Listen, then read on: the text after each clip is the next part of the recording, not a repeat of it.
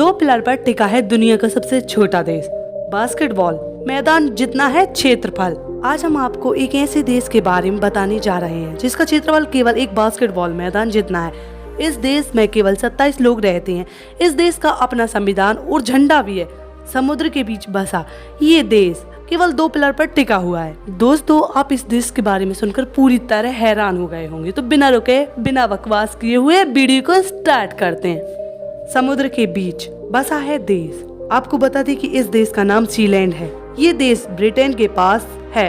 Britain के Suffolk समुद्री तट के करीब 10 किलोमीटर दूरी पर बसा ये देश एक खंडर हो चुके समुद्री किले पर बसा है।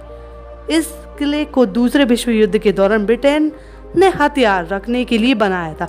ये देश ब्रिटेन की सीमा के बाहर था, इसलिए विश्व युद्ध के बाद इसे तोड़ा जाना लगा, लेकिन इसे नष्ट नहीं किया गया। बता दें कि साल 2002 में हुई जनसंख्या के मुताबिक यहाँ की कुल आबादी 27 है। द्वितीय विश्व युद्ध के समय बना था किला। सीलैंड के ऑफिशियल वेबसाइट के मुताबिक 1950 के दशक की शुरुआत में ब्रिटेन सेनाओं ने इन समुद्री किलों को छोड़ दिया। विश्व संकट के समय में अंतर्राष्ट्रीय जल ने उनके अवैध निर्माण के कारण उन्हें अंतर्राष्ट्रीय कानून का पालन करने के लिए नष्ट कर दिया जाना चाहिए था, लेकिन सीलैंड वाले किले को छोड़कर अन्य सभी किलों को ध्वस्त कर दिया गया।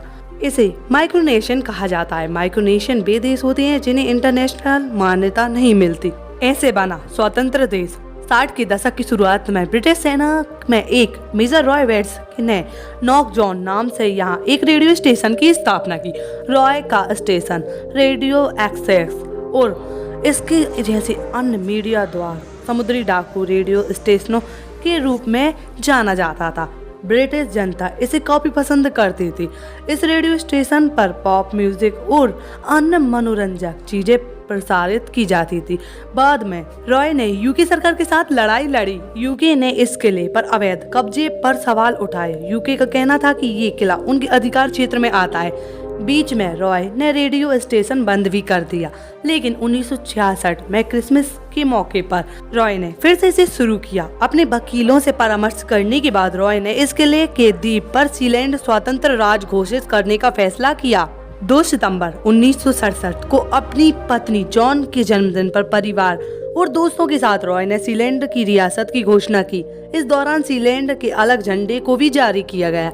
रॉय ने अपनी पत्नी के जन्मदिन पर तोहफे में अलग देश बना लिया। इसके बाद उनकी पत्नी को प्रिंसेस जॉन के नाम से भी जाना जाने लगा। ब्रिटिश अदालत पहुंचा था मामला, लेकिन ब्रिटेन को सीलैंड का स्वतंत्र राज्य घोषित करना मंजूर नहीं था।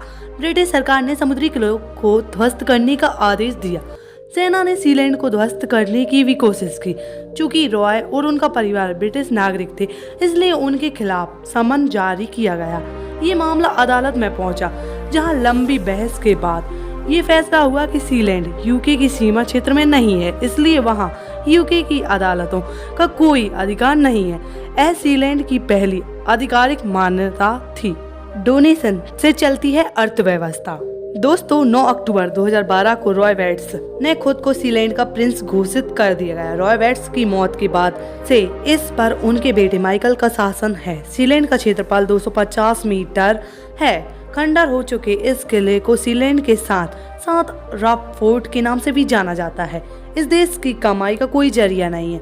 पहली बार इंटरनेट के जरिए लोगों ने इसके बारे में जाना। लोगों ने इस छोटे देश को डोनेशन दिया। फेसबुक पर प्रिंसिपैलिटी ऑफ सीलैंड के नाम से एक पेज भी है जो काफी मशहूर है। हालांकि अब दुनिया भर के कई टूरिस्ट यहाँ घूमने जाते हैं।